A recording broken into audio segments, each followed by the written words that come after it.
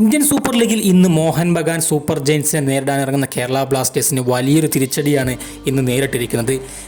Adrian ലൂണയ്ക്ക് പകരം കേരള ബ്ലാസ്റ്റേഴ്സിന് set പീസുകളെല്ലാം എടുക്കുന്ന മധ്യനിരയിലെ ഏറ്റവും വലിയ സാന്നിധ്യമായി മാറിക്കഴിഞ്ഞ താരം ഇന്ന് കളിക്കില്ല എന്ന് ഉറപ്പായി കഴിഞ്ഞിരിക്കുകയാണ്. അതിനു മുമ്പ് നിങ്ങൾ ആരെങ്കിലും ഈ ചാനൽ സബ്സ്ക്രൈബ് ചെയ്യാൻ ബാക്കിയുണ്ടെങ്കിൽ തീർച്ചയായിട്ടും ആരും സബ്സ്ക്രൈബ് ചെയ്യാൻ മറക്കരുത്. കേരള ബ്ലാസ്റ്റേഴ്സിൻ്റെ ഏറ്റവും ഇമ്പോർട്ടൻറ്റ് താരങ്ങളിൽ ഒരാളായിട്ടുള്ള വിപിൻ മോഹൻ നമുക്കിന്ന് മോഹൻ ബഗാൻ സൂപ്പർ ജയൻസിനെതിരെ നഷ്ടമാകുമെന്ന കാര്യം ഏതാണ്ട് ഉറപ്പായി കഴിഞ്ഞിരിക്കുകയാണ്. അദ്ദേഹം സ്ക്വാഡിനൊപ്പം ഉണ്ടാവില്ല എന്നാണ് അറിയാൻ സാധിക്കുന്നത്. അദ്ദേഹത്തിൻ്റെ പരിക്ക് എത്രമാത്രം ഗുരുതരമാണ് എന്ന് ഉറപ്പിക്കാൻ സാധിക്കില്ല. കാരണം അദ്ദേഹത്തിന് വലിയ രീതിയിലുള്ള ഫ്രാക്ചറുകളൊന്നും എക്സ്റേയിൽ കാണാൻ സാധിച്ചിട്ടില്ല. അതുകൊണ്ട് തന്നെ അദ്ദേഹത്തിന് എത്ര ദിവസം വിശ്രമം വേണ്ടി വരും എന്നറിയില്ല. ഏതായാലും പരിക്ക് ഗുരുതരമല്ല എന്ന് തന്നെയാണ് അറിയാൻ സാധിക്കുന്നത്.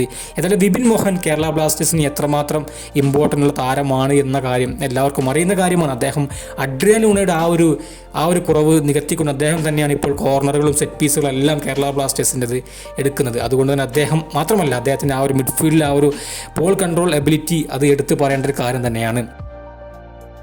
അഡ്രിയാൻ ലൂണയില്ല, ജീക്സൺ സിംഗുമില്ല, ഇപ്പോൾ വിപിൻ മോഹനുമില്ല. എങ്ങനെയായിരിക്കും ഇവാൻ വുക്കമനോവിച്ച് ടീമിനെ മധ്യനിരയിൽ പാകപ്പെടുത്തിയെടുക്കുക എന്നത് കാത്തിരുന്ന് തന്നെ കാണേണ്ടി വരും. കാരണം നമുക്കറിയാം, ഏറ്റവും ഇമ്പോർട്ടൻ്റ് ആയിട്ടുള്ള 3 താരങ്ങളില്ലാതെ ഡാനിഷ് ഫാറൂഖിനെയും ഐമനെയും അസറിനെയും വെച്ചുകൊണ്ട് മോഹൻ ബഗാൻ സൂപ്പർ ജയൻസിനെതിരെ എവേ കളിക്കാൻ ഇറങ്ങുമ്പോൾ തീർച്ചയായിട്ടും എനിക്ക് ഓർക്കാനും പോലും പറ്റുന്നില്ല. എങ്ങനെയായിരിക്കും മിഡ്ഫീൽഡ് കൈകാര്യം ചെയ്യപ്പെടുക എന്നത് കാത്തിരുന്ന് തന്നെ കാണേണ്ടി വരും. മോഹൻ ബഗാൻ ആ ഒരു മിഡ്ഫീൽഡ് ബീറ്റ് ചെയ്തുകൊണ്ട് കയറിക്കഴിഞ്ഞാൽ തീർച്ചയായിട്ടും ഡിഫൻസിന് കൂടുതൽ പണി നേരിടേണ്ടി വരും.